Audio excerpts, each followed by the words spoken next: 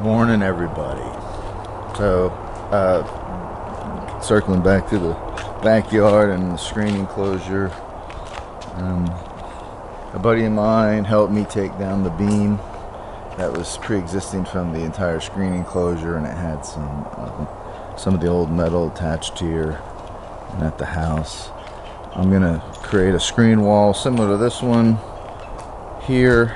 I'm gonna put the door here.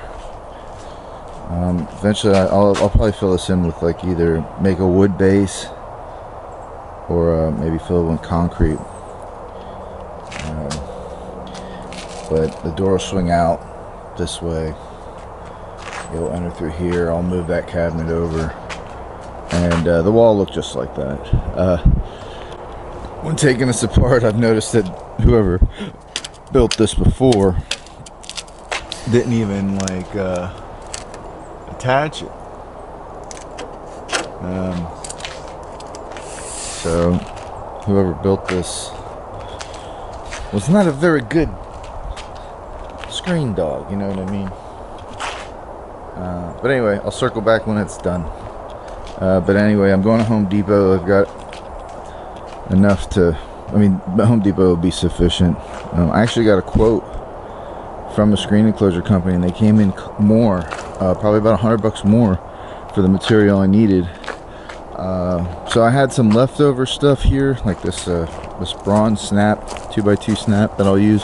I'm gonna paint it, and that'll be my primary post. It goes here, and then I'll build a couple dog legs to go around this.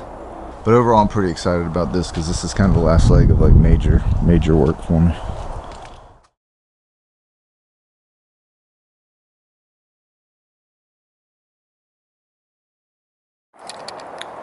Just kind of a recap on the screen patio. When you're screening a panel, particularly with what they call a dog leg, I don't know why, we've always called it that, right? What I do is I start at the highest point, really, because this has a slope to it, a subtle slope. I start here so that my screen is a little bit over the top to make sure that I have enough. So if I'm up above here, I should have enough on the top here. And so I come down here, then I went across, and I went up, and then I come back, pulling it tight, and then I finish up the dog leg. I always do the dog leg last, and I'll try to do this one right here, which has a dog leg. The slope's over there at the highest part of the house, so I'll start like about 1 inch at the top. Make sure your screen, the roll of screen, fits some dimension. This is 84. This is like 83, 82 width, so I'm just gonna roll it down.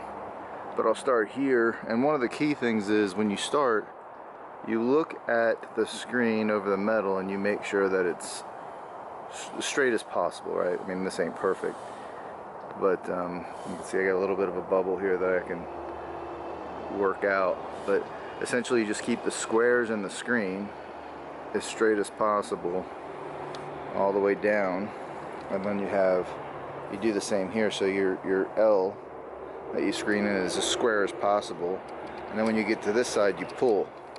You don't want to over pull because you're stronger than the metal most likely, and you'll create a bow in it in the opposite piece. Screen up here, pulling snug to make sure you don't have any bubbles on either side, and then you do the same there. Now you can see at the top, maybe, the lines aren't square with it. They're square here. See? You look at the lines in the mesh in correlation with the metal. But if you look here, I don't know if you could tell with the camera. Let me get closer.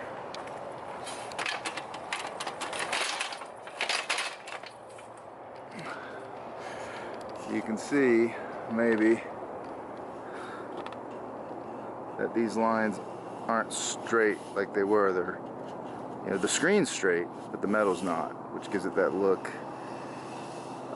But it's bubble free, and then you get to here, and then you do your dog leg. This screen will be draped over you cut along that line, and then you screen one side and screen the other, minimizing your if you start over here, you'll never get it right.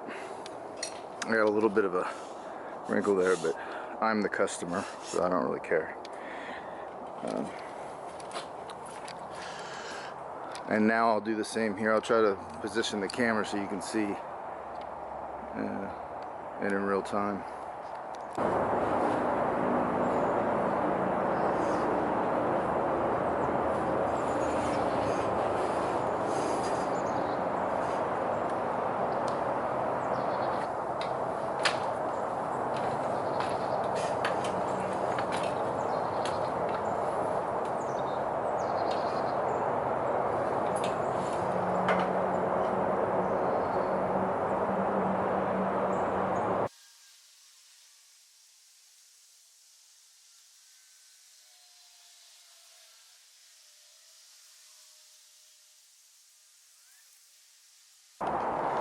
So I just wanted to kind of see if I can capture what I was talking about.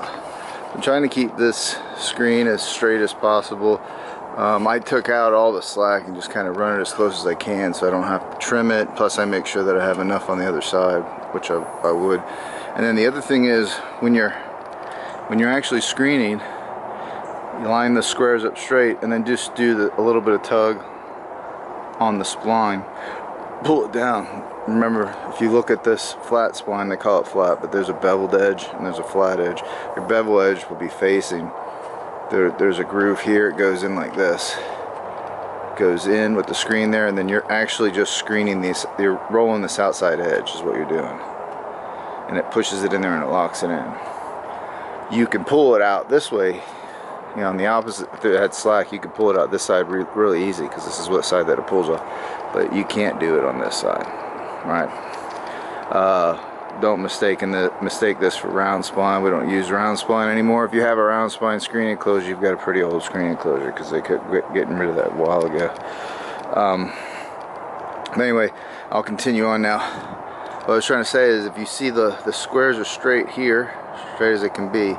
If you see them like this, where they're crossing, you see how they're you know, I don't have it straight. That's where you start getting in a situation where things won't line up. You'll have bubbles. It just won't. If it's not square, it's not gonna screen well. See how I put the screen here, get it straight, tug a little bit, and you're just pushing that outside edge in. That's all you're doing. And I'm just leaving just enough to see that the screen is past the spline. You might not be able to see it. There's a little bit of like frills there. And if I don't see it, I'll just pull it out some.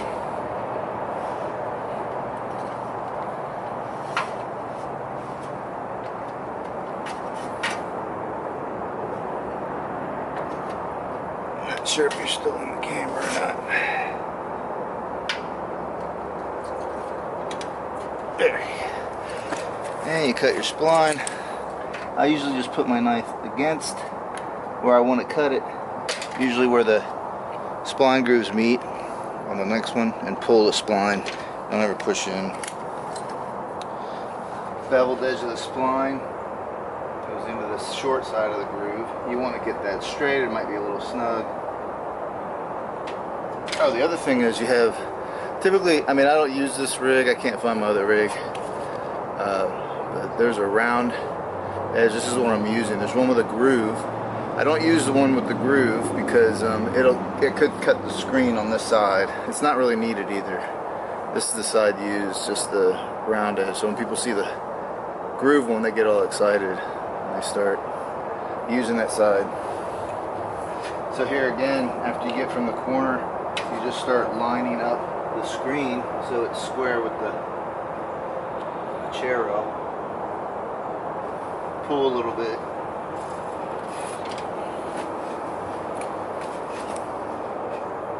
Same thing. Pull a little bit.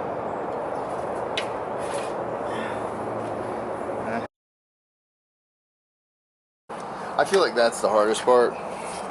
Just getting that screen straightened. Again, put your knife up against your spline, not near the screen. So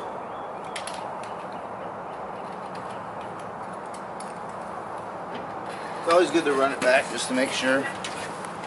And what I'll do is I'll go up and then I'll come back across the top just to end at the dog leg.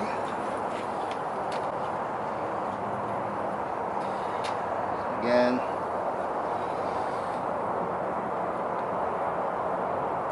It could be a little tough to get it in this corner because your screen's so tight. Once you get it in, you just pull this way, put your thumb on there, kind of pull up a little bit.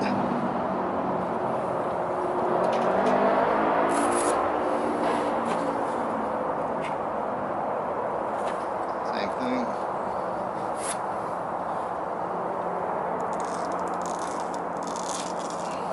Now remember, you're stronger than if you got your door over there and you're pulling super tight. You pull tight enough to get the screen flat. If you pull too tight in the middle, it'll start bubbling here, right? Because you're bowing that panel this way, right? So you still kind of want to maintain that, but you want to just get it taut. Now typically I would go down one side and go across the top so my screen's hanging. It makes it easier. But since I'm dealing with the dog leg up here, you know, on this side, I'm just doing it this way, finishing everything, all the nice big long sides up first.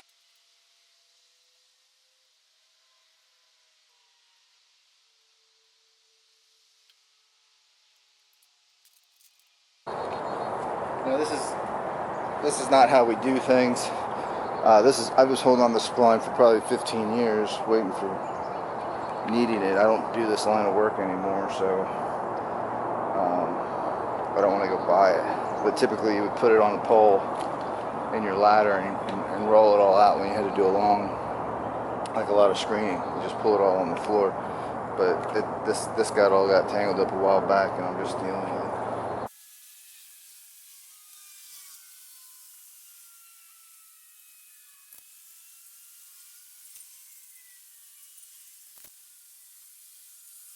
A little bit tight up there. I should have gave it a little bit more slack, but you can see how it got more here.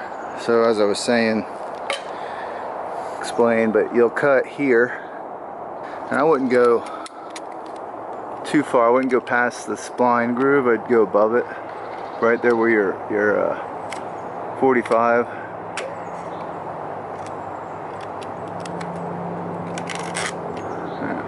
Now, the reason why you do that is because see how it pulls away? If you don't cut it, it's not going to go in. So you can start here, roll up. Each way, it's such a small dog leg, no worries. And then you just trim down the sides, the excess. And on the bottom. Hope that was helpful. Screen panels that don't have dog legs in it and are square, you don't really have to do, like I was saying. I'll actually start at the top, this bottom chair rail, go down, you know, snug it this way, and then pull it taut down at the bottom, and run it in, re-roll it in so make sure it's in. It doesn't start working its way out. But the flat spline's way better than the round spline by far. That's why they've changed it probably back in what, I think they got rid of round spline in like late 80s. One thing to kind of evaluate is you can look inside and pretty much you can find a bubble. As you can see it's like kind of a little bit lighter in that corner, but if you did a bad job, you could find a bubble. You'll see a bubble here where the metal meets on the inside of the screen, which you can fix. You can fix by, you know, if you go and you find it, or you can feel the bubble. They're easier to see, but you can come over here and just feel. If you feel a bubble, you can pull this out and then re-roll it back in to get that bubble out. And then trimming your screen, you got a couple different options. One, you can just hold the screen and come down there. You could cut it from the back side. Some folks do, right? See how it's kind of a clean look. You can cut over here, right? And it just kind of rides your blade up against the metal. Now you do risk cutting the screen, right? You see how that worked, and it's got a cleaner look than that.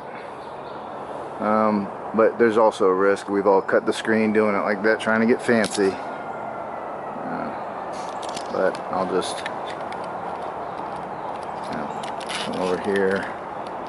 Try to get it close without gouging the metal. You know, trying to make the end product look right. You know, but as you can see,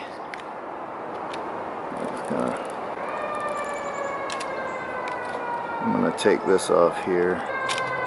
Now you see, when you cut it one way, you've got this piece hanging out, which is no big deal. Or you can clean it up. See, I got a little bit of a bubble here, not too much. Alright, well, I hope this was helpful. Do like and subscribe. It's a lot of work. Camera battery's dead. SD card's usually full. But anyway, thanks.